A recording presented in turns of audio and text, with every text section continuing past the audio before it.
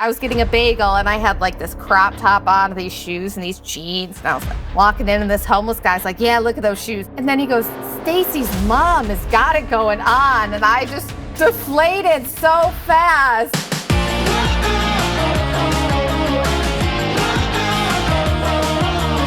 Hello, welcome to this week's edition of Middle-Aged Millennial MILF Podcast. I am super excited for this week's guest because I am a huge fan of Carolina Liar, and I have Chad Wolf.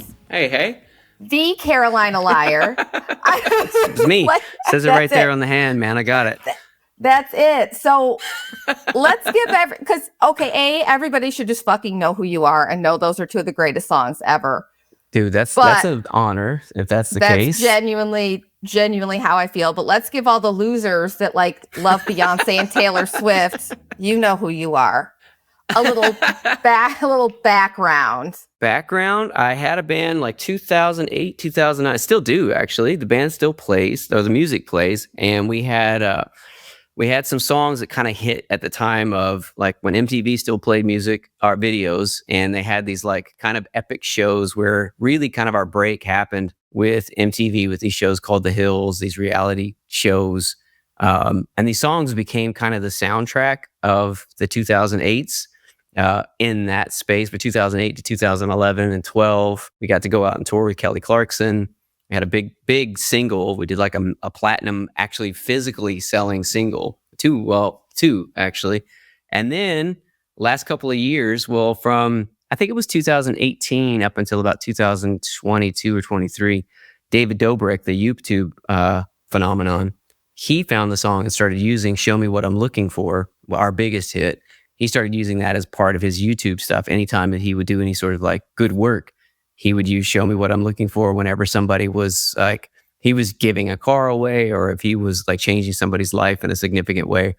And that pushed the song back into the kind of the vernacular of younger audiences. So that's been the journey. And the cool part was like my favorite part about the whole thing with Carolina Liar was, or it still is like the songs have far succeeded anything that we've done like physically, like who we are as people. So it was never one of those things where only whenever we play shows or you have that reaction of like, oh, it's that dude's. But I've been able to have this like fantastically kind of private life, you know? Which, that's a gift. We went and saw The Killers for my husband's birthday. Oh, dude, how was that? Oh, it was fucking phenomenal. Like they were playing the Hot Fuss album, like it was their first one, front to back. But I remember looking and I was like, I wouldn't fucking know who Brandon Flowers. You know what I mean? Like if I passed him I might be like, he's an attractive man, but I don't think I'd be like, I think you're the lead singer, you know? Somebody told me like, so you get the best of both worlds where you get to be up there and be a rock fucking star and then like go home to Whole Foods and be like, just don't fucking bother me. I just want to pick out my pita bread alone. It's magic. It's so good. It's like, it's kind of the life that because I wanted to always be just solely a songwriter. My first gig was working for this writer named Diane Warren, and she was, and still is, I think probably one of the most prolific songwriters and publishers in the last 20 or 30, 40 years. She's completely independent and she owns her publishing. She owns all of her writing. She writes solely by herself, but she did like, I Don't Want to Miss a Thing, Unbreak My Heart. She's been nominated for I don't know how many Oscars at this point. I don't think she's won one yet, but I saw what she did when I came to college in LA and I was like, that's the kind of perfect life. And she just knocks it out of the park all this time. She's like maybe in her 70s now. And she's phenomenal. But when I saw that, I was like, she's got the perfect life. She owns buildings all over the place. She's incredibly successful, but she gets to write songs and like stay in her room, make beats, call some homies up, like, yo, I got a song for you. This is going to be the best thing that's ever happened for you in your life. And 5 times out of 10, she's pretty right. She just has, it's a 50-50 thing. She's got to fight like crazy to still convince people to do it. But she gets to live a life where she's super rich, has everything under the sun, and she's just that person who writes the songs. Well, and every time she hears it, that has to kind of be like a point of pride. You know what I mean? Like, that's my song. Oh, dude, it never goes away. No way, man. I remember walking through a mall not too long ago with my son and my partner, and we were all just kind of like having a nice little Friday night, and it was across this whole mall. And it was just this moment where Show Me was playing in the mall, and it was like, yeah. You're like, Ultimate Flex, right? Is your fucking song playing, son? Yeah. Like, you can't make, like, he probably was like, did you pay the mall right now to do this? Did exactly. you call ahead of time? Call? It's just like some sort of thing that you've done, man. You gotta, like, what other those little like jukebox apps on my phone? That's it. You're like, they just play this everywhere we go. It's just the most popular song in the world. Everybody just loves me. Dude, I heard this really great story. Speaking of Diane, she was writing with this artist, and he was based out of like kind of a surf town up north. I won't use his name. He's famous, super famous dude. And she was like, she went up to go and write with this guy for like a weekend, and he took her to this restaurant. And like, he's like, this is the best restaurant in the world. It's got the best food, blah, blah, blah. And then he proceeds to sit down underneath a huge picture of himself in this restaurant. And it's just kind of reminded me of like that kind of like ego thing that like artists will do. Like, yeah, you did blowing it up. Like, yeah, we get it, dude. You're like that guy. He's like, oh shit. When did they put this up? Oh my God. Over my table that I always sit at. That's so embarrassing. Wow, this is not cool at all. Yeah. Well, now I want to know who it is, but I won't press the issue. I don't want. Yeah, it's one of the, he's big, man. He was a huge artist. Oh. But it was awesome. I mean, that kind of ego stuff is just a fascinating thing. It's so fun. Well, especially when you don't have an ego. I mean, you don't seem to, you know what I mean? Where you just have, I always say I have pride and I have convictions. Yeah. But I don't have ego. No, I mean, you have to have enough ego to know whenever you're doing something that's crap and trust the people who are like, dude, you really made a stinker here. And just to be like, yeah, okay. And then knowing too, like, okay, no, you're wrong on this one. And it's not just me and my like need to feel wanted. But yeah, that, I think the ego is like, man, it can be such a dangerous thing, right? Like having convictions is a different world than ego like that. And it's such a fine line. Like, some people might misinterpret that as like, no, you got a big head. And I was like, no, these are convictions. These are things that I fundamentally believe in. And this is like who I am as a person. If you're not feeling it, that's okay. But for me, this is a boundary. You know, there was something we watched. Oh, my girl had something on TV the other day. This show, I think it's called Forever. Have you started watching that? It's like it's Judy Blume, right? Is that what that is? It's on Netflix. I think it's a Judy Blume thing. Yes. She was watching that, and there was a dad talking to a son, and the son had gotten his heart broken, and the dad was like, dude, what you just found was like, you found a place where you were vulnerable and you wanted to be protected and your heart got hurt. Like, that's a boundary. Like, you should be happy that your heart got broken, because now you know it's not your ego. It's not this. It's like, that's a conviction for you now. That's your thing to protect. That's where you put your white flag down and say nobody can cross. And it's like, I was like, oh man, that's really said well. I didn't realize Judy Blume wrote that prolifically. I didn't read those books. To be honest, I don't think I did either. But wasn't it like, was she the Dear God, It's Me, Margaret? Wasn't really, I wasn't clearly a very like, Dear God, It's Margaret kind of a gal. I remember reading Babysitter Club books and being like, who at 13 talks about bras and periods? Like, we're talking about sex and watching Boogie Nights, right? Like, right. That's normal. That's totally normal. That's what it was, man. It's so funny because my son and I were watching, because I for some reason I've been on this kick about like things that happened to me in the summer of 1987. I don't know why, but I remember like your glory days. In 87. 87, man. I don't know why. Like, it's just so much significant things in that summer. And I remember like last night, like I saw this thing for George Carlin, the comedian. And I was like, you know what? He's old enough. Like, I know this stuff is super spicy, but he's probably seen worse things on his own. Like, we're going to watch some George Carlin together. And I know that this is going to be like, holy crap.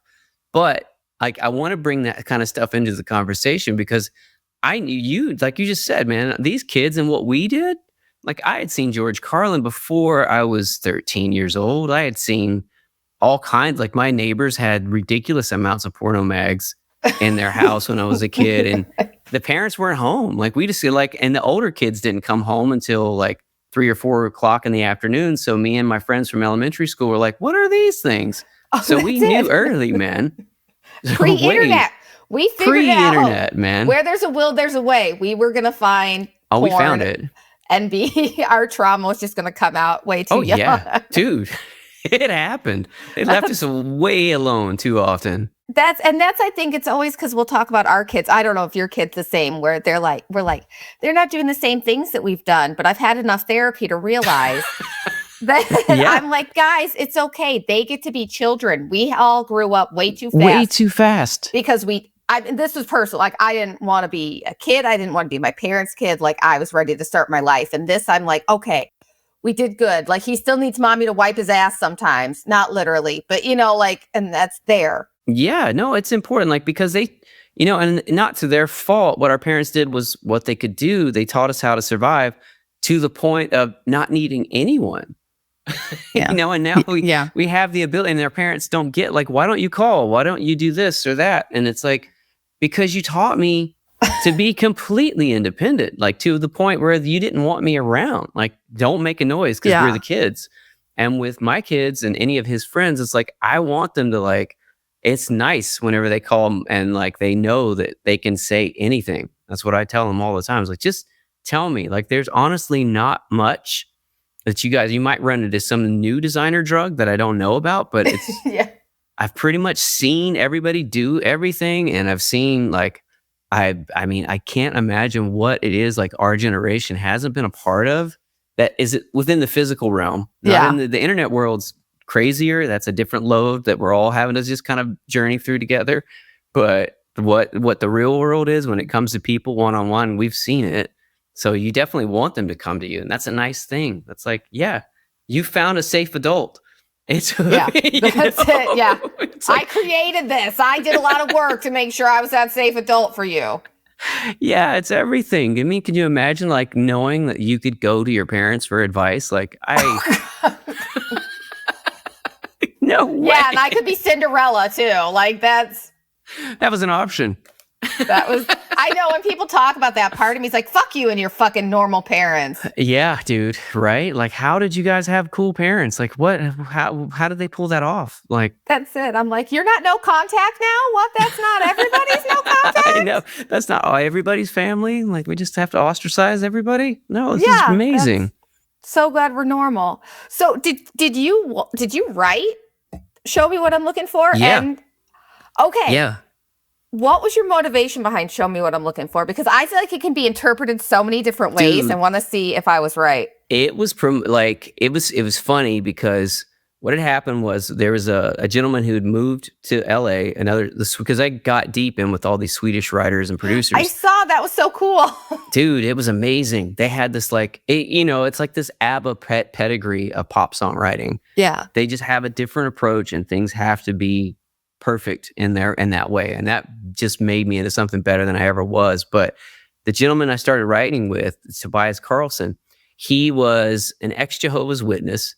I was like a Pentecostal kid, like preacher at one point, wanting to be a preacher, never got to that level. But we both kind of abandoned that thing and moved to LA. And by that time, I think both of us he moved to New York first, and then he got to LA. So he had been in this kind of big city searching kind of mode, like, okay, this week is going to be this thing. We're going to try this, and this is going to be the answer to what I'm looking for. This is going to be the thing. And LA was constantly this place that was going to give you what the answer was. And everybody was just kind of, when we wrote it, it was that thing where we're like, well, we've tried religion, we've tried drugs, we've tried all of these things, and it never really got us there. And it was more so of a question of your personal self, like, good God, what am I actually doing here? What am I looking for?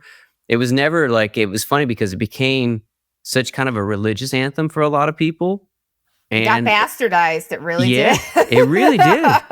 And it was funny because at first, like, the big guy who got in, Max Martin, whenever he came in, he was like, you know what's going to happen with this song? Because he just kind of, he didn't really come in and write or do anything with it, but he produced it out from what we had. We had done a demo, and he's like, well, we can do certain things better, and we can make this a bigger song. And so he took it and put the real, like, the Taylor Swift, that kind of like real producer treatment to it. But he made a joke, and he was like, this is that song where people are going to be like, the hardcore Republicans in America are going to be the thing that this is what they relate to, and they're going to think you're singing something about God.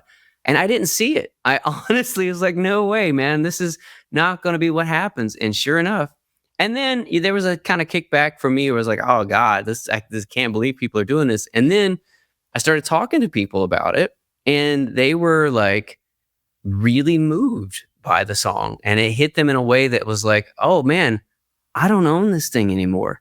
This isn't like, I was just lucky enough to kind of catch it. So that was really the neatest thing. I was like, okay, this is humbling.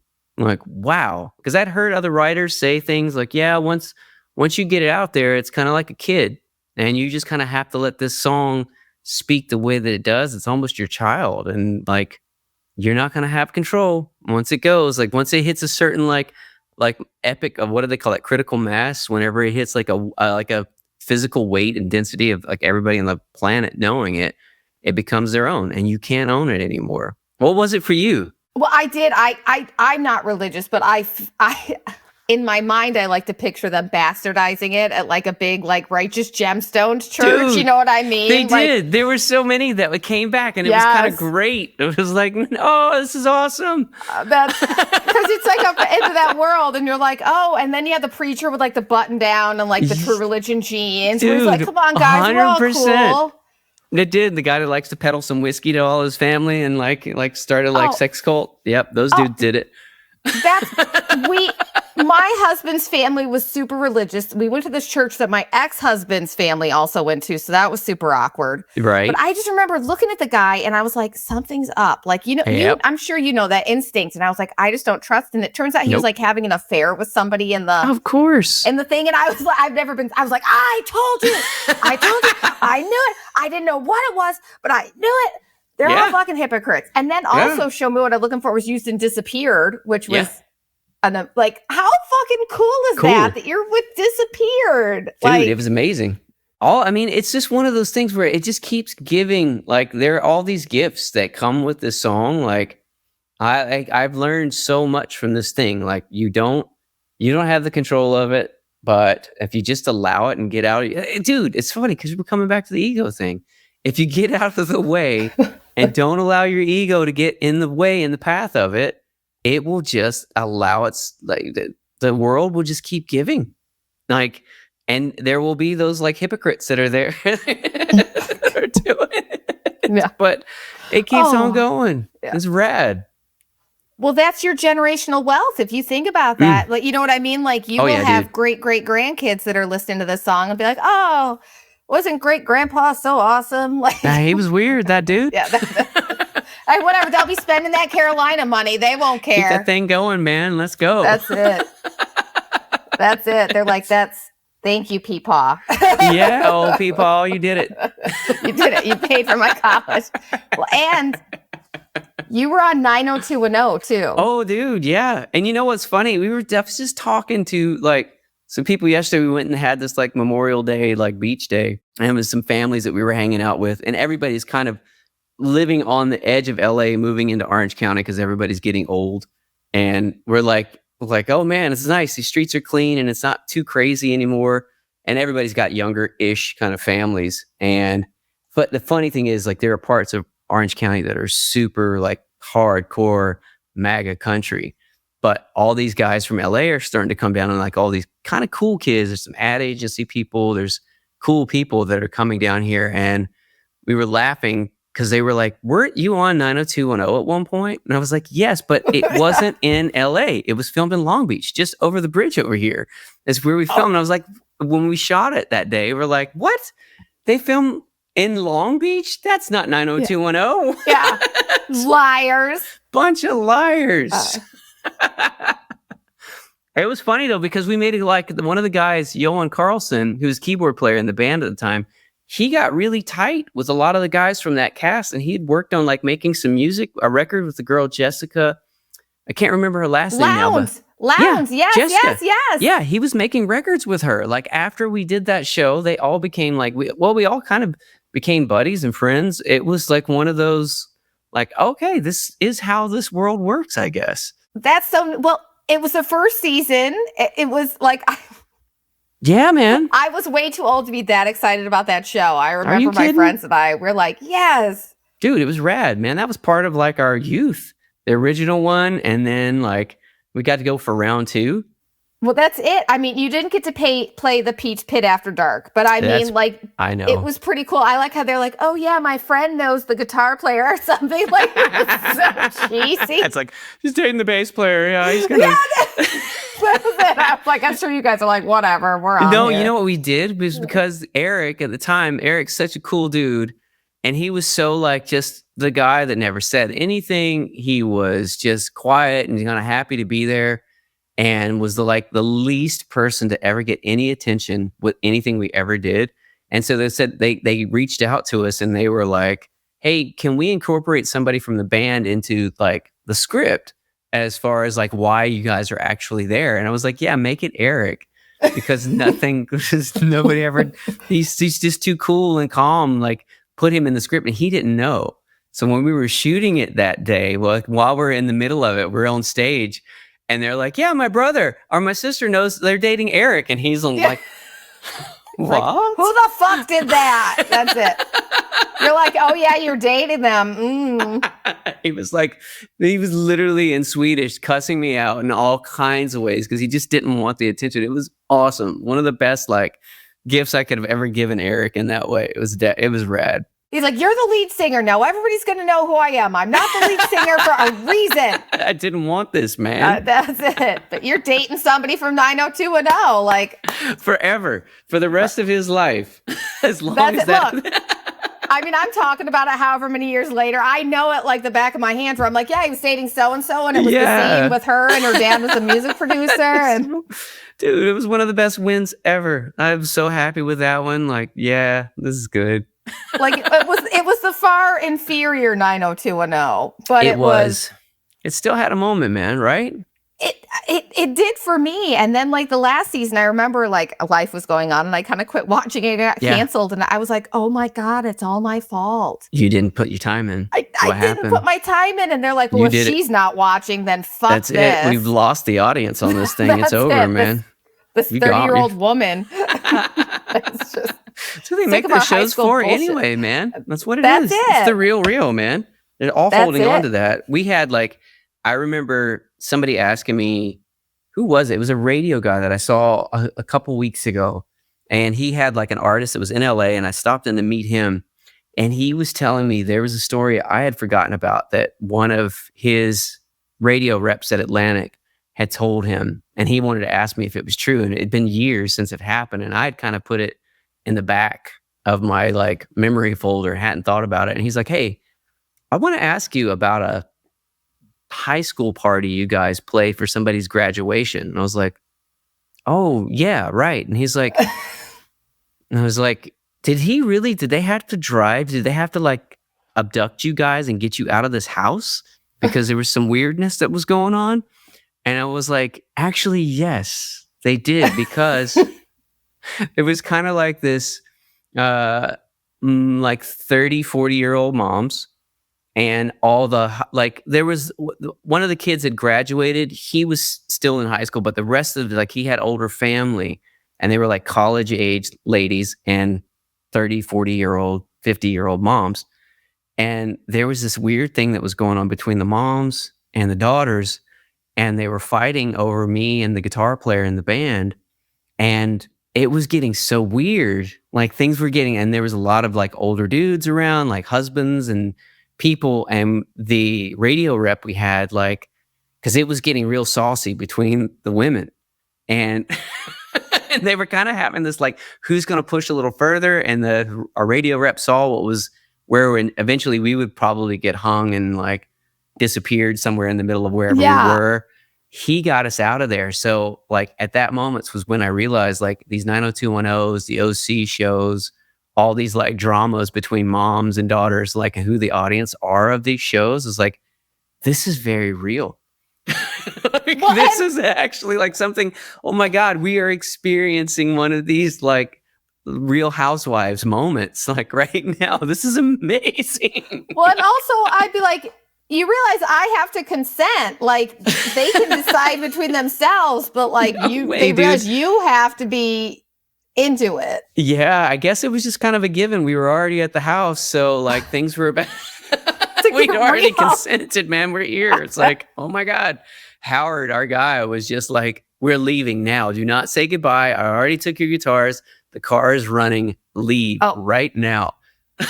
Take that opportunity. That was your timeline split where if you stayed, your life would have gone a much different direction. Way. Yeah, totally. That would have been one of those things that had come out later that we had done things that we really didn't do. And it was just like, oh my God, like we caused that divorce? Yeah, that's it. I was just playing my song for who knows how much, you probably weren't even paid enough to go through that trauma. Oh, no way, play man. That party. The fun thing about those kind of things, there was never any pay. It was just kind of like, it's what you do whenever you play for radio stations, you play for people that like are having promo things. Like, look, I'll do it. Like whatever it takes, we're all in business together. Like you guys have like took a risk in playing our music. Sure, we'll come and play anything that you want. Like that's like a good thing to do. It really is, like, because it is risky. I mean, you know how this business is. Like if a radio station or somebody takes a risk and it fails and you don't stand up to what they thought could happen, it just doesn't serve anybody. So you make good partnerships with people. Like, yeah, man, I don't care about the money. Are you kidding? Like the record label will pay for us to get out here and it keeps us going. We get to keep working. As long as we don't get sued or murdered, we're fine. That's it. And if you get murdered also, I'd kind of be like, well, that was a pretty cool legacy. Even like awesome better rock for band. proper rock band story, right? Then the kids we do have are like, they're paid forever. That story just keeps perpetuating. It's rad. Get the legend, man. They're like, I wish my dad was alive, but I'll take this money. I'll take the cash, man. It works. That's it. I know that's how my kids would be like, we'll miss her, but the money's still spent. The money is tight. This is good. This is a good life. He's probably listening in the other room. He's like, how do I kill mom and get money? It's probably what it is. Dude, don't do it. Don't do it. Don't do it. So Liz Phair arranged the music for 90210. Did you get to meet Liz Phair? Oh man, no, I never got to meet Liz Phair. I always wanted. I didn't realize. I knew that it was Nick Harcourt. And I guess him and Liz were like supervisors for that, huh? Yes. Man, I would have loved to met her, man. When I was like high school, like beginning of high school, she was just the business, man. What a holy crap, what a rad rock star woman. Just like, yes. Dude, she had it. She still does. She does. She's still playing, right? Yeah. Mm-hmm. I saw her in 2019. How was it? Amazing. I was at my fattest. She looked amazing. I was like, of course we have to take this picture where I'm like twice your size right now. But no, that's it.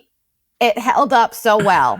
Wow. That's what rock and roll does, man. It either turn into Keith Richards or, it just keeps you looking young. That's it. And you look like a young babe too. Dude, it is still like, if I got rid of this, I'd be okay. But like the gray, you can't fight it.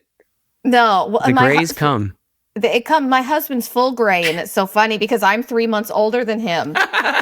And we went on a trip, and the lady saw our passports, and I go, oh, I always wonder what people think. She goes, I totally thought you were the trophy wife until I saw your passport. And I was like, that is the sweetest thing that anyone's ever said to me. Thank you. And he's like, so I look like the creep? Yep. You're older. I'm like, that hair, man. It doesn't matter, man. It's the hair. I know I look like just the nasty old creep with my partner too. She's Filipino and Egyptian, so it looks like I probably left the country to go find some young wife and paid her. And the thing is, she runs a record label. She's like a badass, like beyond. It's not even anything like that. But I do know, I look around like, a white beard over here with some young, really hot brown skinned lady, and it's like, ooh, this is life I signed up for. She loves me. That's all that matters. See, no, you look like a sexy cult leader, and that's how you got her.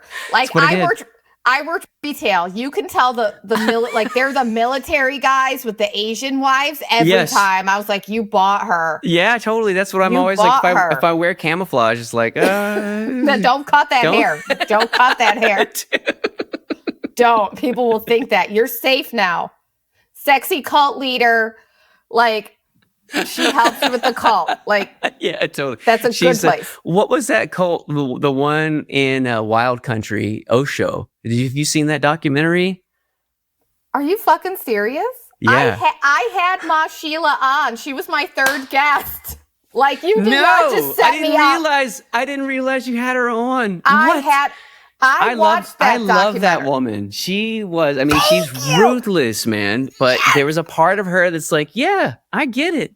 She's the thing, man. It would have never happened without her. Oh, no way. I had her. I watched the documentary, and I'm sitting with my husband, and I'm like, wait, I'm on their side. Yeah. When am I supposed to not be on their side? And, right. And it kept, even when they're like, we're going to kill this guy, he looks at me, he goes, that's you. You'd be the one to be like, well, somebody has to do it. I'll kill him. Yeah. Yeah. No, because they kind of had it right. If they would have if white guy up there, those old whiteys would have just been able to have been like, constitutionally, they're doing everything right. They're doing it. They're fine. But they wanted money. Everything boils down to money. Money. Yeah, it always comes down to money. And that was one of those cults where Osho wasn't like, hooking up with a bunch of the underage minors. And like, it was that they were doing their thing.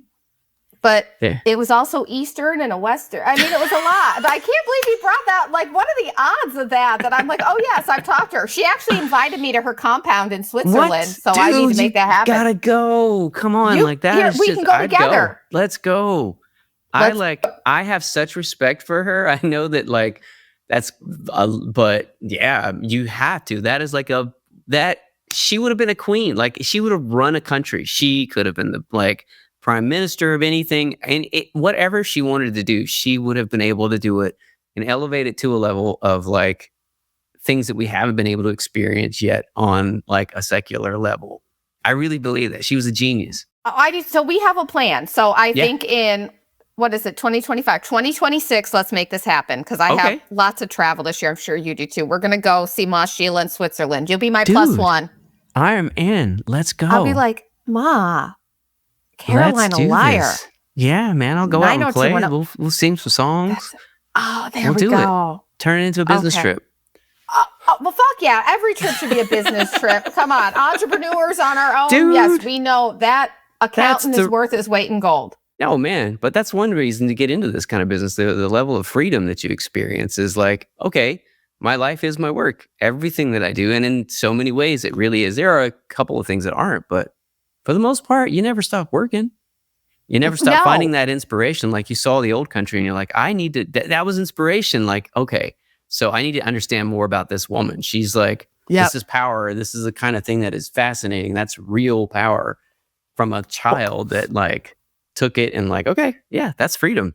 Well, and that's the kind of what I'm like, I don't, this trad wife bullshit, clearly that I'm not that type of a woman that's like, let's go churn some butter and be subjugated. Why? I don't get that. I don't understand that at all. I have worked my entire life, as far as real jobs.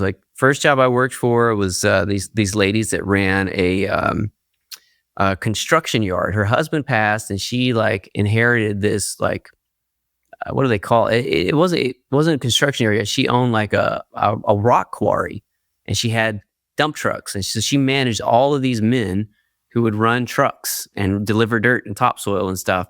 She was amazing, sweetest, nicest woman, but tough, really tough ladies. And then I worked for Diane, and her whole staff when I first started there was all women. The ladies at Atlantic Records, there was Julie Greenwald who was there, and Sheila Richmond, and a team of women that really knew what they were up to without these I don't know. There's something for me. I'm been divorced a couple of times, but they were divorced because these women were way stronger than me, man. I always went for superpower women. They were like, dude, this is fascinating. I'm riding that train. So I don't know. It's but I think there needs to be more of that in the world. This whole subjugation thing is dudes, white boys, you've had your chance, and this is the best we've done. Just chill out. Allow something new to come in here and just be support. What's the problem with that? No issues, man. Allow this thing to come. Well, notice you have a super hot woman. Yeah. because you're no, you know what I mean? Like, you're a real man. Yeah. Like, there are those men that would come after me, and I'm like, why do you even think you'd have a chance? You'd be eaten alive. Your poor like sense of self would be destroyed. That's like, I would just enjoy this. Like, see me as a partner. I'm a feminist, but I just want to be seen as an equal. Yeah. What's wrong with that? There's like, everybody has like, it's interesting because there's like these things that are like, well, I'm good at this. And then some other people are good at that. Like, I'm really good with little kids. Like, I've been with women that are like, I love the idea of children. Babies are cool, but I'm not good with it. And it's like, that's fine. I can be that like side that's actually a little bit more. I'm a songwriter. I'm like, my level of empathy is sometimes completely off the charts. And like, it makes me seem like a weak human, but in certain situations, that thing comes in real handy when we're like trying to figure out how to make this little one stop crying. That's it. It's like everybody has a skill set, and it's just funny how we're so like, this is your role and this is your role. It's like nothing in nature works that way. Absolutely nothing. No, and that's how we were like. Totally get it. My husband was the same way, where I would be like, what is the kid saying? And he's like, oh, he's saying this and that. I'm like, stop. He potty trained them. He did that. He did, you know, and I'm sure people are like, oh, she wears the pants, but I'm sure your partner too God. Makes you feel like the man. You know what I mean? Because when you're fully supported, you want to fully support that person. Yeah, dude. I mean, there are moments where it's just like, I have to look at myself and be like, oh my God, man, you're being a pansy over here. Wow.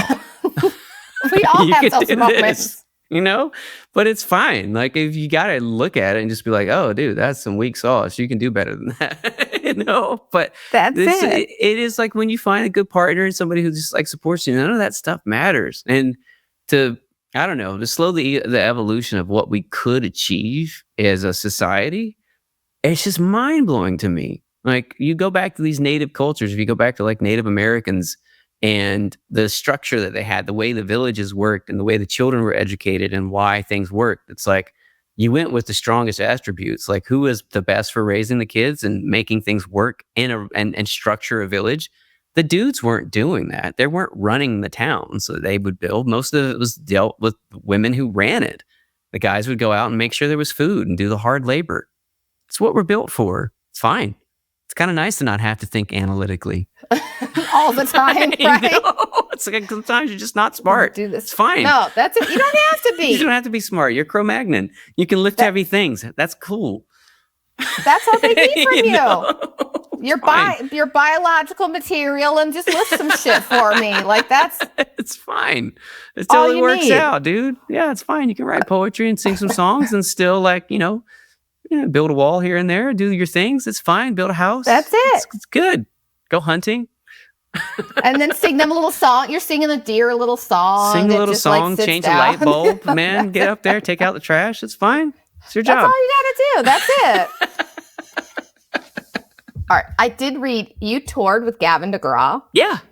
How was that? Did you get the crazy One Tree Hill fans? Oh man, he's rad. I still talk to him. We I can't remember how long ago it was. We went and me and Johan, keyboard player, went and had dinner with him maybe a year or so ago. But yeah, we'll still send text messages back and forth every now and then. Something silly will pop up. But that's a talented dude. He really is. He's as real as it gets when it comes to the talent thing. It's downright scary, really. Like, how good that guy really is. Like, he'll sit down and you forget when you're just kind of hanging with somebody, and it's just one of those like having dinner, making bad jokes, running around town kind of things. And then homeboy will sit down at the piano and it's just like, oh, right. You're that guy. That's who you are. Right. I hear it. His voice is so loud. I mean, the power when you're like that close, you realize like, oh man, that is conviction that's coming out of that dude. It is the real. So whatever it was you were feeling, you have every right to feel it. That was real. That dude does live on that plane. That's it. He doesn't want to be anybody but him. I respect it. And he is. I mean, he's definitely like, there are times when I'm like, oh wow, you're like you really did like you're hanging to your roots. The things you believe in are what you believe in. Yeah. Dude. But as an artist, holy crap, I will never not respect that dude. Oh my God, he is good. I wonder how much money he gets from the residuals of that. Like, you know what I mean? That dude is so wealthy. He's so smart. Whoever just from that one song. From that song, he's probably opened 4 restaurants. Like, he's got bars and clubs, and he's like, his family, like him and his dad and the way his brother, like they are smart business people. They did it right, and they work together. Like, somehow they were like one of those families that managed to like work as a family and do the thing where they were like, let's stockpile it, let's do this, let's blah blah blah, and they worked together and not murdered each other, and they did it, and it's smart, and they turned what that was into they just kept compounding the wealth from everything that I could see. It's admirable, like, to survive the music business. And I mean, him and his dad were close. His dad was right there to manage him.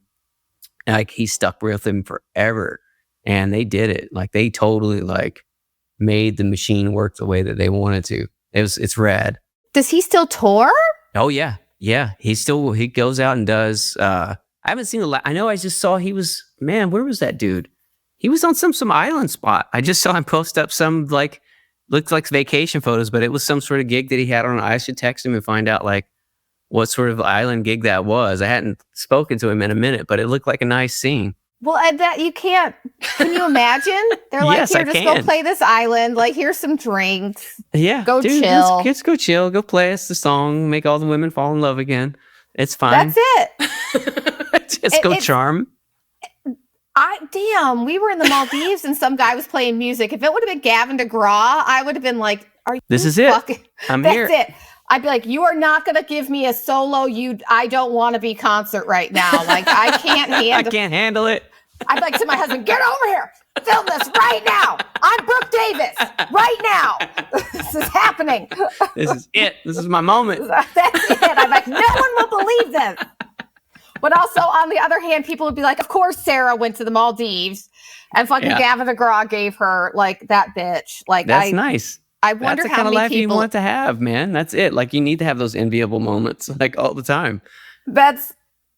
I do wonder what people think, but also that's because my own mother hated me. So like, I'm in that frame of mind where I'm like, oh, they're thinking this, aren't they? Oh, that's so good though. But what a win. Good for you, man, to get those kind of moments where you're like, you know what? Did you hated me? Watch this. You're going to hate more. You don't realize how much you hate yet. Oh, that's it. And I'm petty. Like I said, I was raised by pieces of shit. Like, I have to feed that part. It's really small. It's like right there. But every now and then I have to be like, all right, we're going to be petty and shitty. Yeah. Petty works, man. Petty is what I saw. Somebody was talking about that the other day. Like, it was actually something on NPR of like a really good, like a manager or a company manager. And they've been watching these trends for the last 10 years or 15 years of like, people who are like petty bosses and assholes, but like this thing that is just petty. And they were like, you know what? The petty things, whenever a boss is like, you didn't add a comma here or this or that little level of like kind of, you know, where you're just kind of grinding it in on somebody if they still don't get it right, it actually makes for better management. It makes for better, like that. For some reason, humans just work in that way. So that pettiness might actually be driving that person to be a better person eventually. It might crack them at some point. You're going to break them and they're going to turn into something that you love. And it's like, see, I knew it was in you. I was pushing because it was actually going to be better. Because you're a shitty bitch and you just needed some help. You needed to be broken. That's it. I did it from love. That's it. I broke you from love. That's it. Yeah, that's it. And that paycheck. I worked corporate retail for a long time. You do a lot for that paycheck. I would also be the type of boss that was like, look, if they're not up my ass, I'm not going to be up your ass. But the minute that they're up my ass, like, then it's your fault. Then it's your fault. That's it. And that's it. It's not me. It's you.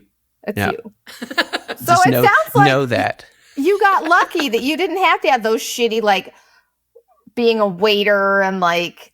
Oh man, I got lucky for sure. I've had those moments though where I lost everything in between, like my second divorce, my head like just checked out on me and I couldn't get life to work right. So I literally went homeless. So I was driving some Postmates there for a while and doing it. Like, so as your song comes on the radio and you're like, what the fuck? Yes, it happened. Like waiting for royalty checks and trying to rearrange life after divorce. And like, yeah, dude, never really had like the real corporate stuff. Like what most, like I hear these stories of what people go through in that world. I would never do it. Like I could never have the patience or the strength to sit in a space like that. I would just dip. I'd rather be homeless than what most people have to go through in that space. I don't know how you do. I don't know how you would like, keep in like how people go to like spaces where it's a little like crack in the wall and they're like, you got to fill out this form, knowing that form doesn't matter. Like the reality of all of these things, like, oh man, I have such respect for people who actually do. It's like so many times I'm like, I don't really do real work. I mean, I know how much I suffer and work through things to make things decent and good. But in the world that we live in comparison, man, I have never really had those kind of jobs. I couldn't do it. No way. That's a different level of like strength. Nope. Well, it's a different level of stress too, because I'll read these articles where they're like, I'm distressed and I'm this and that. I'm like, why are you choosing this? Why are you doing it? I know, man. It's like how does that fill your cup at all? It doesn't. You know, there's like these things you think you got like a home that feels sort of safe, but if the job falls apart, then you're still not safe. So the health insurance goes away. The health insurance is tied to the job. All that bullshit. That's why. Yeah, it's a sham. The whole thing is just built to like. That's why we need Sheila over here. We're gonna get her. Like, I'm just picturing. Can you imagine, like some bitch who just started a podcast? It's not making any money, I might add. Carolina Wire, and we go and we're like, create this cult. Like, we're here. Our kids would be so impressed. They would. Like, boys. They would. We brought this back. Yeah, like, we're here. We got this. We made it. Like, you guys have like access to like cool, fruitful living now. It's all good. That's it. Let's do some meditating. Like, don't worry about your naked parents over there. That's nothing. We had friends here from Mississippi, and every time she was telling a story, she's like, well, I was naked on the bed. I wasn't going to get up. And finally, my husband's like, how often are you naked on the bed? She's like, well, every chance I get. Yeah. We're like, nice. We have kids. I have a 15-year-old and a 9-year-old. Both boys, I might add. So, like, please don't add this confusion just yet. I don't want to have these conversations. That's it. My son came in and I was in my bra and he's like, oh, sorry. I'm like, God. It's not see-through. You're okay. All like, right. you see me in a bikini. Suits. Yes, exactly. It's going to be all right. He's like, oh. It's good. It's good. I'm like, you didn't get a gross mom. Like, I feel bad for that. Like, you have a mom that men might make comments about. Like, that's hard. I remember being like in high school and we had, of course, it was like one kid whose mom was like hot. Like a proper hot mom. And it was just one of those things, like it was unavoidable. And that dude he was a short guy. Like I'm short, but he was short, like way shorter than me. He was just about maybe 5 foot even. And so he already had a thing where I was constantly getting him out of fights with these like proper rednecks. But the kid could fight. He could hang, but it was still one of those things where like, if you started like, he would ramp up so fast.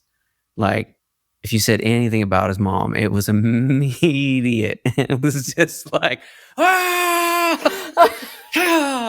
it was just coming in. It was amazing, but she was really hot. I mean, it's like, I'm sure she still is. It was a gorgeous woman. Hey, she held it up. But you have those moments where you get reminded. Like, I was getting a bagel, and I had, like, this crop top on, these shoes and these jeans. And I was like, walking in, and this homeless guy's like, yeah, look at those shoes. And I'll take a compliment from anybody. I'm like, thanks, homeless man. Thanks, dude. I appreciate you for loving me. That's why I'm here. And then he goes, Stacy's mom has got it going on. And I just deflated so fast. Like, he got me. I went into work and I was like, you won't fucking believe this. You made my day, dude. I'm going to buy you a cup of coffee. It made my day, and that like crushed me. I was like, I look like someone's mom, and they're like, "You are someone's mom." Are. I go, but I don't want to look like it. I don't want to look like Stacy's mom. No. Like, it was just so dramatic. It can be, right? Oh my God, it's really that. Scottsdale, Arizona. Oh man, Scottsdale. Yeah, Scottsdale's where I worked. Yeah, that was. Oh man, that's a wild part of town, man. Did you guys play Scottsdale, Phoenix, tons. ever? Yeah. Phoenix, Scottsdale, the whole thing. What is it? What's the other town? There's Phoenix, Scottsdale, Chandler. No, Chandler probably. Tucson. Tucson. Oh, Tucson. Yeah, Tucson and that. Like we were at Scottsdale quite a lot. We did what radio station is it that does that like Summerfest and like yeah. we I played know a what show you're with, talking about. we did a show with the Bravery out there at one point and yeah. You just dated woo. Yep, like, there it is. That point in time just came out. Specifically right there. Yeah, like I felt that. I remember that was our last. I was telling somebody the other day about this because we were listening to the Bravery. I was like, yeah, we did a show with those guys, and it was the last time we were having a fly date. So we had to fly into the city, and we knew that Saturday or Sunday. We were playing Sunday at 12:00, and it was like a summer show, right? And here it's hell. We didn't put it together. All we were celebrating was like, we don't have to fly anymore. We're just going to be in our bus. And this is the last fly-in show that we have. It's going to be amazing, whatever. And we spent the night before that show drinking ourselves into oblivion. And the next morning, we get out to that stage, and our shoes are literally melting to the thing. It's a tinfoil stage or aluminum stage. And it did have like a rubber covering, but literally our shoes were melting, and you could start to smell the alcohol coming out of everybody's sweat. Yeah, for real. And the drummer, he's playing and he's vomiting at the same time. There's just alcohol coming out of him, and he's puking.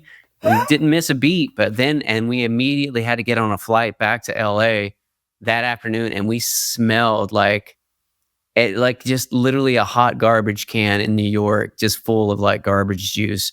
That's it was just like the most offensive. The poor drummer was covered in vomit. Like we're getting on a plane. It looks like, Hey, that's rock and roll. That's rock and roll. That's what people come out for. Like some stinky, wow. It was amazing. Phoenix, it gets bad. Real. It's very real. I don't know how people live in that. I mean, I get it, but wow. I don't know how people live with snow. Well, I guess I grew up with snow and never again. I grew up in Illinois. It was like waist deep snow. Like, no, I can't do it. No way, dude. I'll never do the snow thing. That was like, we did one of the records in Stockholm from February until must have been May and June. We worked for 5 months or so. And I'll never do that again. I found an apartment in the middle of the city, and I couldn't figure out why it was such a good deal, because it was in a really cool part of town. And I get there, and the snow drift was already over I had windows on the bottom floor, but the snow was already over the drifts, was already covered the windows in February. And it was like, oh, I get it. Yeah, that's it's just you kind of buried the lead here with the listing, right? You guys left that part out. Yeah, but hey, like you're cozy in there. You're just writing songs, trying to walk to the studio. It's all snow and just bleak, like cold, that kind of snow, that Swedish snow thing, man. No thanks. I'll never live in snow. No thanks. I don't get it. I don't get people who ski in that world, snowboarders. I get it. You're a real athlete. Not me. That you're like you win. Yeah, you're fine. I am excited. Our friends have a place near Aspen, so we're going to Aspen next week. I mean, nice. But this time of year, though, that's going to be nice, right? Like, I just want to say I went to Aspen. Like I said, I grew up poor white trash, so to me, I'm like, Aspen's fancy. Where did you grow up? Sandwich, Illinois. Man, it's funny because I had some family that were in Illinois. They used to make a joke about Sandwich, and I'm just trying to remember what town they were in when we used to go out there. I can't remember now because we drove up. My dad's family was in Arkansas. We made it all the way up through Missouri, and then we'd make our way into Illinois to visit family up there. What a long drive. Yeah. Well, you know how that is. You don't take flights when you're, don't have money. Trash. Yeah. You don't have money. No, you're driving. Yep. A lot of driving. I never took a flight until I moved to LA and I was 20. Whoa. That was my first flight. So yeah, I know that struggle of the kind of white trash neighborhoods. That's it. Yeah, dude. Hey, we clawed our way out. Nobody looks dude. at us and thinks that anymore. I mean, I got kind of no. You're good. You look like there's a difference between white trash and like money. And, yeah, that's true. And you can just kind of ride, as long as you ride the line. Your teeth are too good for white trash. Oh, that's the gig, isn't it? Yeah. That's it. The funny thing is, I've never been to the dentist in my life. Bullshit. No, are you true. serious? No, it's your story. Never went. I still don't try. This is my white trashness for real. I don't trust dentists. Don't trust doctors. Nope. I'm out. Never had a problem, so I never went. So it was like, it's fine. I don't have any x-rays. I've never had any teeth drilled. No, nothing. Never. That's You've blown my mind twice now. Like the Ma Sheela, like honestly, people are going to think you set me up. They're going to think we talked about this before. No. I'm like, totally, that was genuine. Like, and I was like, I found my people. Chad's my people. Like, when you find your people and you're like. Yeah, dude. I know. We got to keep our tribes together. That's it. All right. Because it's hard out there. Dude, it's real. Like, it is that thing. Like, you get why certain cults and churches are made. I would love to start a cult. Wouldn't you love to start a cult? Not like that I don't want them to murder anybody. Like everybody could be happy. No, I agree. There's definitely something to be said about like the structure of something like that and like having community that believes in one thing and like we're going to elevate and make things work. And there's a certain path and a goal that we have because we've just lost the plot. Or maybe America's just too big. Maybe that's the problem. It's just so huge that like, I don't know. It's like we're fighting a losing battle. Yeah. It's like this idea of going backwards is terrifying when we have so much science and so much real knowledge on these things now that like, I can't get racism. I don't understand why in the world there's ever like, what? Like, how are we going back to racism? And why would you ever think of like, what is the actual difference between, like, you think there's a difference with white people versus people who have a higher level of melanin and they're just from other people of cut, like, what, how is this like even a discussion?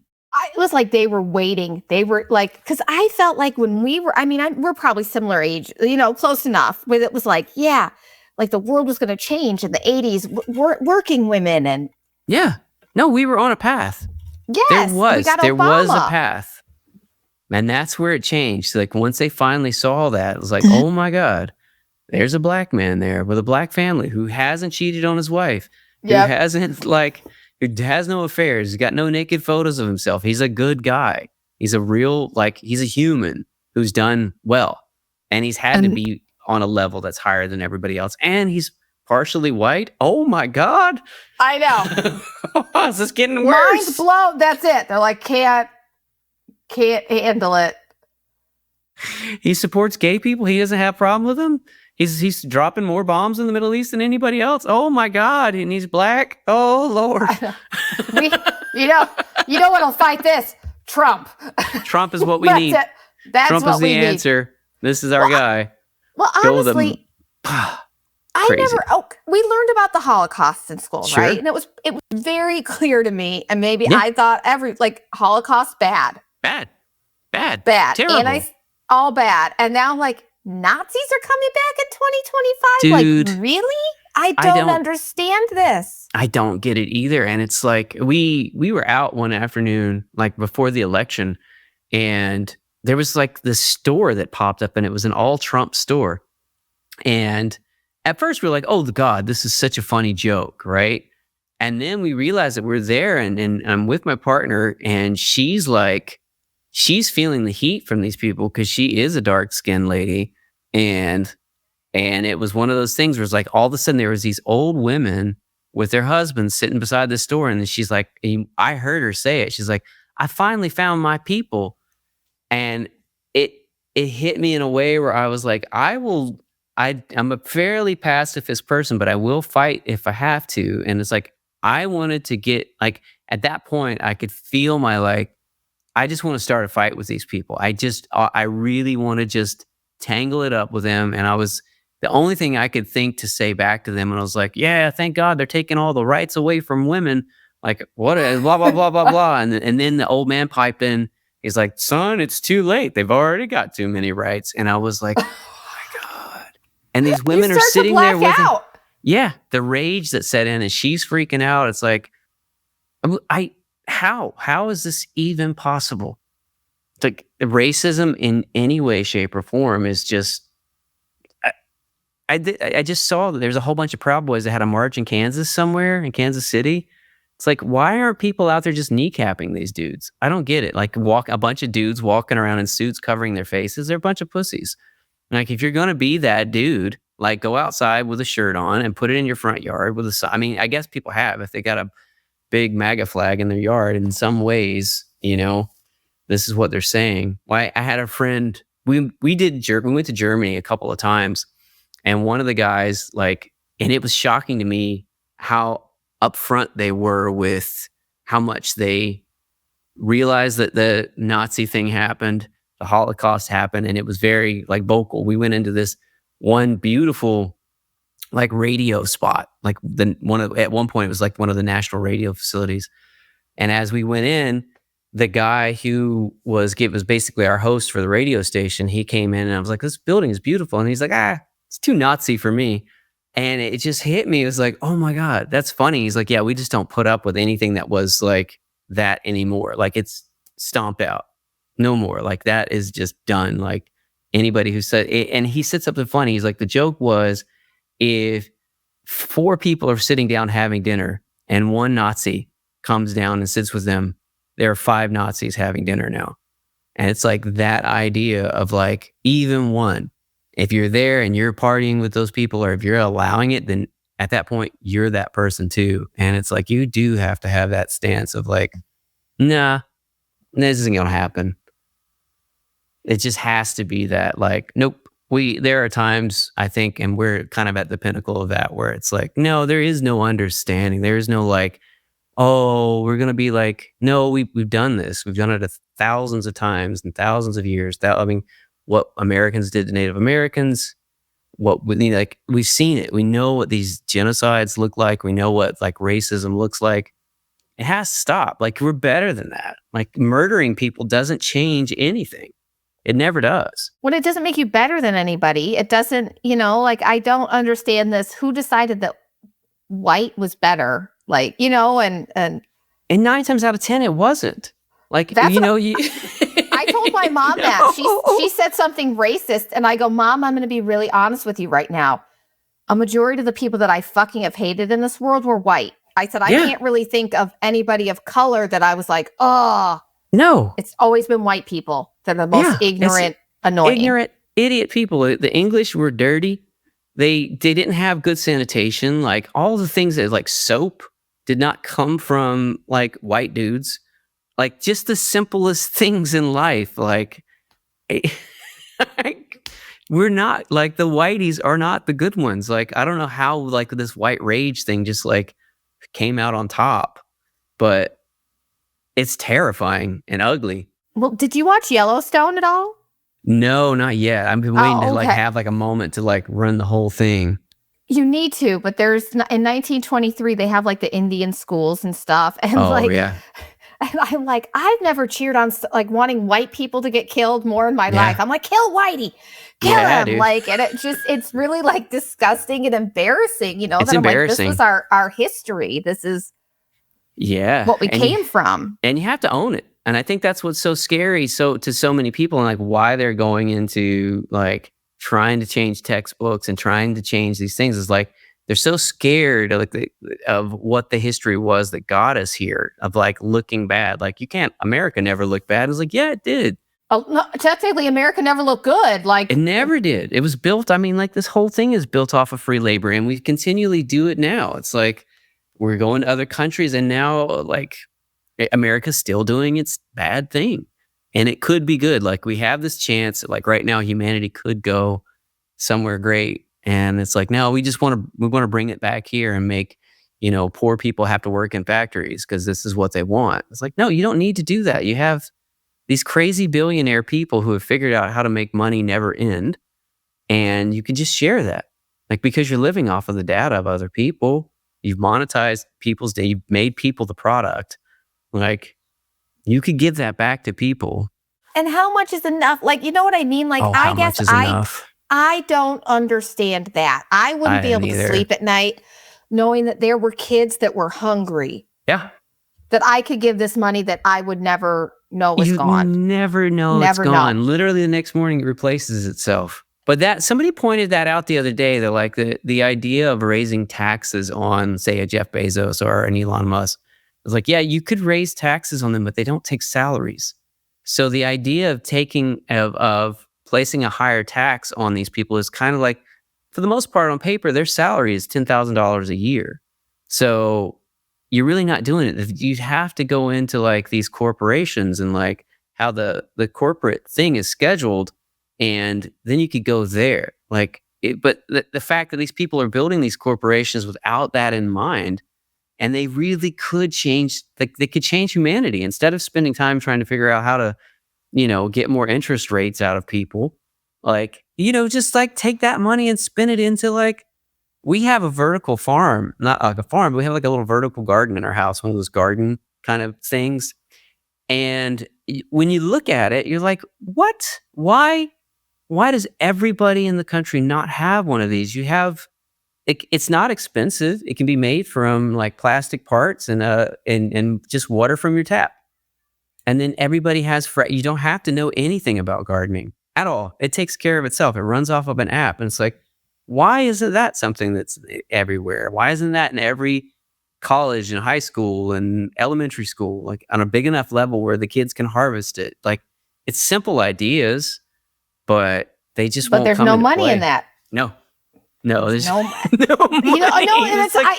There's no money in that. Yeah, I know. It's just so shitty. But there's so much money because you're investing into the betterment of these people, and the money that comes off of like allowing these ideas to grow and to like, you find these, like, you think about like people like us who have come out of the dirt that we came from and to still succeed past it. If you would find these people who see the world in a different light, like there's this great story about one of the greatest counterfeit artists of all times was out of Compton, and the guy had ran more money than anyone in the history of counterfeiting. And he had figured out how to do this thing with like dot matrix printers. Genius, just a total genius human. And if the school systems had been better, if they had invested into their people really, and they found this young man and given him a chance to like, wow, this guy is a genius. Like, he can build these kind of things. He sees details in ways that we can't with simple machinery. Like, that thing. And it's mind blowing to me that these super rich people don't see, like, wait, right, we actually are getting a return on our investment. We're finding, and we own these ideas. Like, yeah, sure, own the publishing, own the copyright, whatever.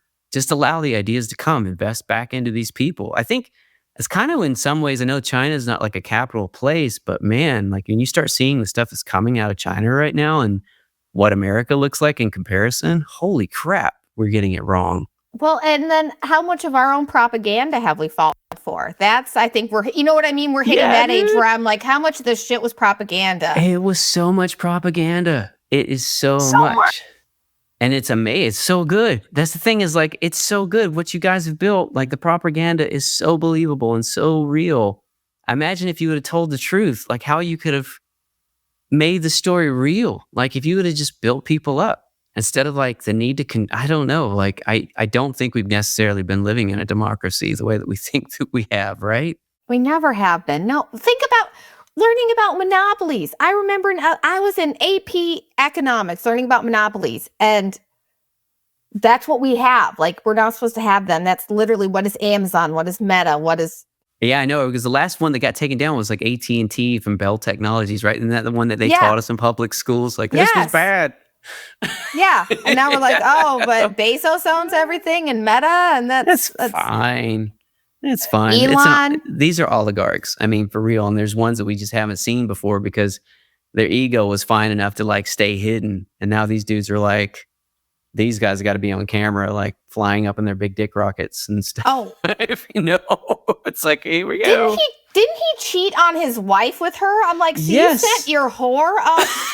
Like, and yeah, like, dude.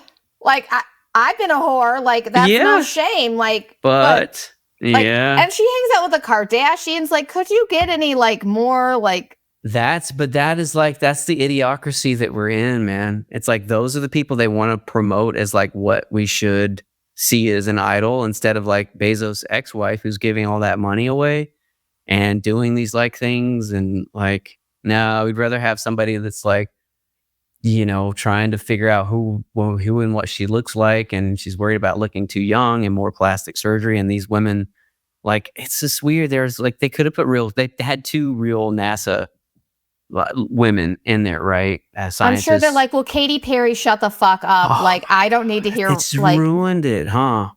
It's like, man, stop promoting this is not a place to promote a tour. Come on, you guys. Where's the PR team on this one? Oh, she has fired them. Like, you want to talk ego? Ooh, that's so bad. And it just kept getting worse. It was like, wow, this is a dumpster fire that just cannot run out of fuel. Oh, man. No, and then when her tour, she's like, everyone just hates me. I'm like, maybe everyone hates you for a reason. Yeah, like, bad, maybe a touch of self-awareness. Like, I could tell you how I'm an asshole all day. Like, you know, that's... Totally. Yeah. And just own it. Like, at that point, it's like, oh, you know what, guys? I really did fuck that one up. Man, damn. Right? Woo, everything about it. Bad optics. I thought it was going to be cool. And I'm learning a really good lesson right now. This is something apparently I needed to learn, and it's getting handed to me, spoon-fed in so many ways, intravenously, all of it. I get it. I was out of touch, for real, way out of touch. And so I want to dip for a minute and let you guys just got to go back to your thing. I'll pop in. I got plenty of cash. I don't need to be loved by everyone. It's good. I got my family. I need nothing else. I know what real love is. I have children. See, you know what I mean? You should be her PR person. You know. Like, that was A+ like behavior. Like, everyone would love that. Right? That's all you need to do. Is like, I know what unconditional love is. I have my children. We're good. Thank you for the support you give me to this point in time. This has been a rad ride. I'm out. That's it. You know, they have the money, but it's like they want more money. They want more money. And I'm like, why are you opening yourself up to this? I don't know. Yeah, you wonder. Like, I wonder what happens at that place where you're sitting from that platform and you see something like, is there a higher goal? Are you going for something that we just don't understand? Maybe conceptually, we just don't get it. Like, because you see things on such a bigger level, like you're talking to, 100 million people at a time versus, a county of 10,000. Like, is there something there that we just don't see? Like, how does that break down? But it never really seems to add up. You've heard Roar. Do you really think that she had, I kissed a girl and I liked it? Like, no. She's not a conduit for anything. No. It's a conduit for cash, for sure. Although, let's be honest, right now you and I both are thinking like that cash would be pretty nice. Oh, dude, that cash would be so rad. Woo, I'd be having some good times with that. Me and all my friends, I'd burn through that. That's probably the reason. It's like, if I had that kind of cash, it would be gone in probably about a week or two. Really find ways. I'd be like, let's all go out to dinner. Let's do this. Let's do that. Yeah. Don't worry, that's why I want money, is to have fun with people, not for me. I don't need 800 pairs of shoes, but I love to treat people. I'm like, let's go on a trip. Let's go, you guys. We've got a plane. We've got a 747. We rented out the entire island of the Maldives, all of it. Wherever you want to go. We're good. Island of the Maldives. Whatever. Like everything's paid for. It's all paid. It's fine. Don't worry. We got plenty of money. Like 2 days later, it's like we're out of cash. I know. I don't know what to do, guys. Shit. Yeah, I don't know. Fuck. I'm having flashbacks to being poor when I was little. We got to wait till payday. Anybody else have to wait till payday? We're waiting till payday. Can we sell this stuff? Yeah. Shit. Well, I'm going to have to go to hooking again. Okay. Well, it's fine. I was good at it at one point. They got us somewhere. They got us this money. Mama's got to take her teeth out. It's okay. That's it. Okay. On that note, we'll tell one more story, then I'll let you go since you're a famous rock star. But we're in the kitchen and my son looks at my husband and he goes, Dad, no offense, but I think Mom's the only person you've ever been with. Wow.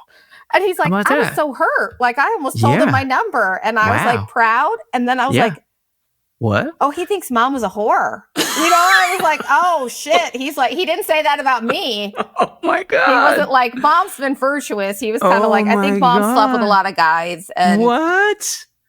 That's amazing. We've had that open relationship where I was like, well, you're not wrong. Dad, you got lucky. Just know that. That's it. Yeah. I'm telling you, Dad. Ridden a lot of cock. Mom just kind of allowed you to be here. You should be happy about this. The joy that you have in your life is controlled by her. Don't forget it. That's it. I was like, all right. That's amazing. You can be a dick to me if you're going to say that I probably pulled a lot of ass. Okay. So I hope he goes to school. Wow. I wonder where that came from. Like, how does that I genuinely don't know.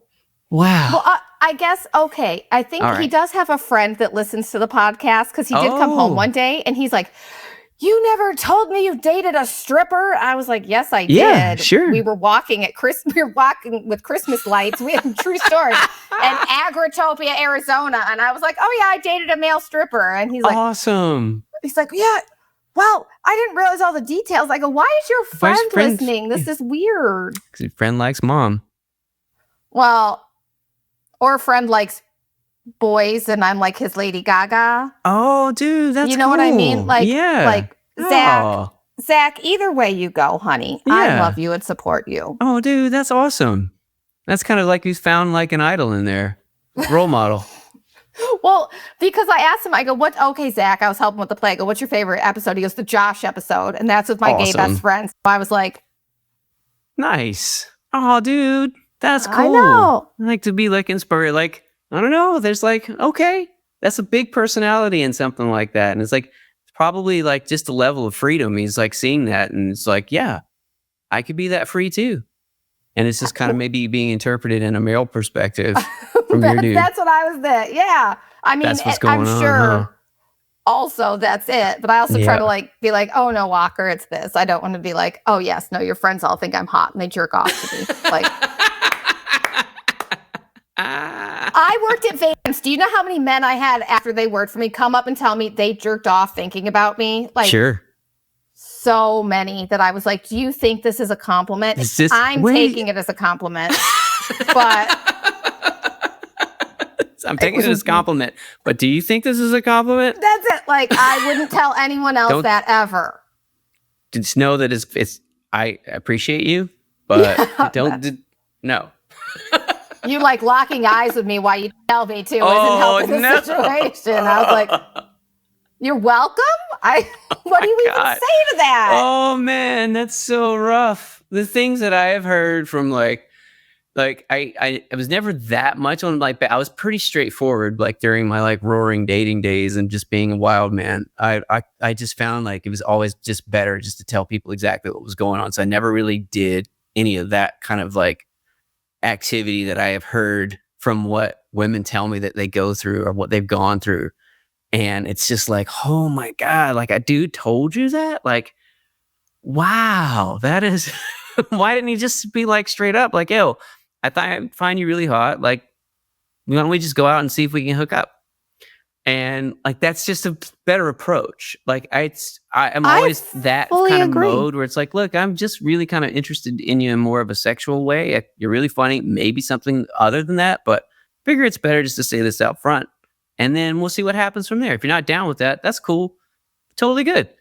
But like this mode of operation that dudes like, just so you know, I used to do this as soon as I got off work. I know. Like, why would you say that, man? Just like you had so many better opportunities to actually like live the real thing. What's wrong with you?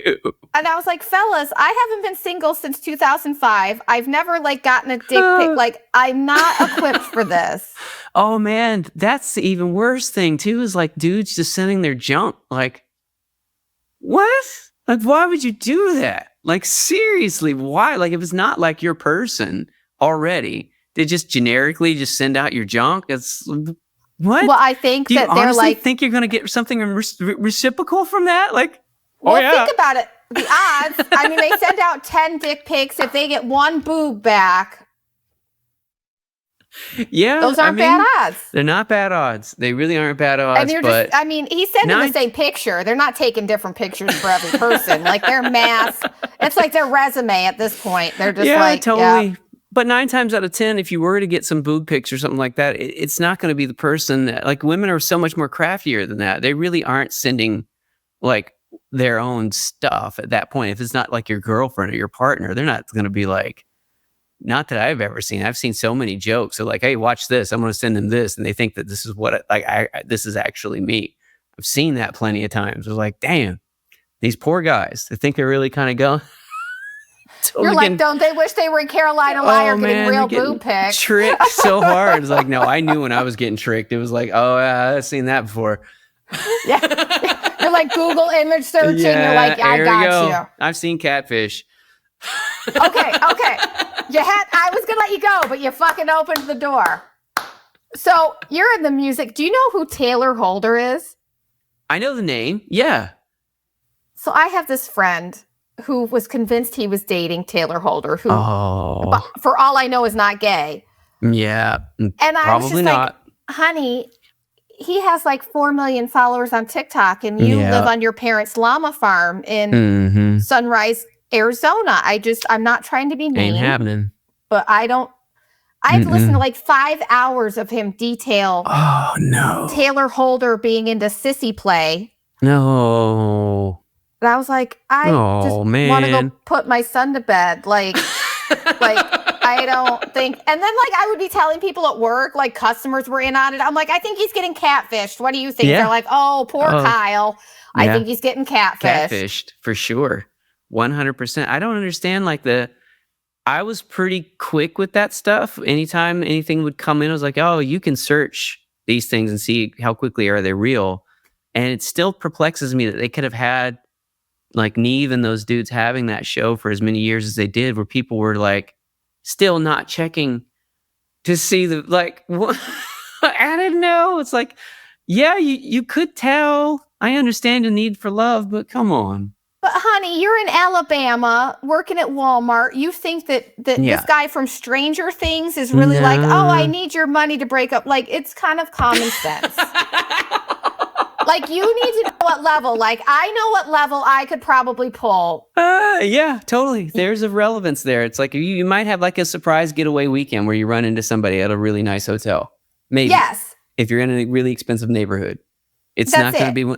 It's White Lotus, but it's not you in your family room on your PC that's from 98. Like, no offense. No, it ain't going to be that. There's just I mean, where do they sell that fantasy? Where do you find like that actually happens? There's no TV shows that do that anymore, right? It's not like you get discovered from your living room. That's it. They're like, I'm just 1 in a million. I mean, you have to, I guess, respect that. Like, there it is again. See, now this is a good bookend right here.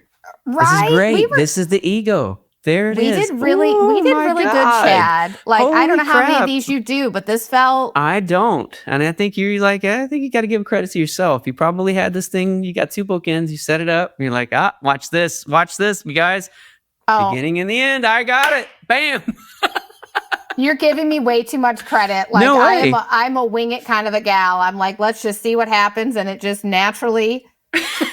For some reason, we needed to talk about egos today. I think the whole thing could just be bellied up into that, because it comes back. Like, of course, if your ego comes into where you think you're like crazy enough to tell somebody that you're like getting handy with yourself to a friend, to like a work partner, like to your boss, that's going to somehow elevate your life, like, and hers. Yeah. Like, what? Oh, why? Thank you, Michael. I'm so glad that. Thank God somebody wants me in that way. Yeah. Shit ever goes wrong. I mean, I've got Michael jerking it into a Kleenex for me. I appreciate you. Yeah. A rough day. I'm like, how many men have jerked off? Siri, how many men have jerked off thinking of me? I got a little tab in my wallet. This brings back some hope. It's like he really thought about me. It's like, in his way. It's like, what? People, so like, sweet. We all need, like, see, that's where our education system is wrong, and the ego thing has got to be talked about. All right. Done. Well, we have a plan. We're going to talk to Ma Sheela, me, you, and Sheila's going to help us with that. We're gonna save. I mean, like on my children's life, she really invited me to Switzerland, and if you were down, come on, I would totally take you. Are my you husband kidding? would probably like, I'm not taking you. I'm taking Chad. He'd yeah, like, let's so go. Sick of this. 2026. 2026. When are you thinking? I'm serious. I'm like, I need to know her because she's like, I appreciate that lady. She's terrifying, but it's a level of respect in the way that I see her as a monarch. I think we do spring break, like right. Yes, like I bet our kids' spring breaks line up. Yeah, totally.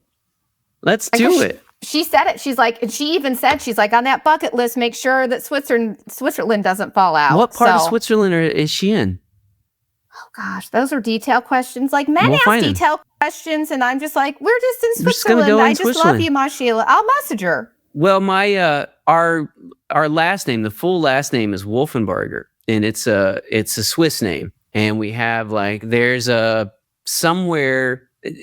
plaque or like there's a knight that was buried, and the moniker is still there from, and it's like I was like maybe that's like time to take the dude, my son, and we go find this thing and go take some pictures of it. So it could be one of those like well-rounded vacations. Look at this. And he can hang out with my son. Your son's probably way cooler than mine, but look, we have buddies right there. Yeah, see, we've done the work. That's it. We just set it up. All right, Chad. Let's go. Don't tease a gal, because I'm the type that I'm like, this is done. Like, we'll do this. We're connected now forever. This is kind of the stuff I love. Like, this is what ends up happening, and like how people end up like, how did you get a name like Carolina Liar? It's like because most of my life is filled with things that nobody would ever believe would happen, and this is how I get started. Like all of a sudden, it's like, is that story actually real? I'm like, yeah, we were on a podcast, we were talking, and the next minute I was on a plane to Switzerland, and we started a cult. She knew her. That's it. Yeah. Like that's the kind of person we really are like soul sisters here, because I'm that type too. Like I didn't know my mom was a narcissist for the longest time, because I'm like, the weird shit just happens to us, right? Like, that's weird, but yeah. There it is. My mom was too. I didn't realize, I didn't put it together until I got a little older in life. And I was like, wow, I didn't realize that's what it was. Like, oh, that's cool. Now it makes so much sense. Oh. That's it. That's not normal. All my trauma. I'm so glad. My therapist appreciates it. I mean, she's on retainer. Cash, man. Well, dude, we got emails now. Let's make this trip happen. Let's make this trip happen. And thank you so much. Dude, thank you. This was lovely.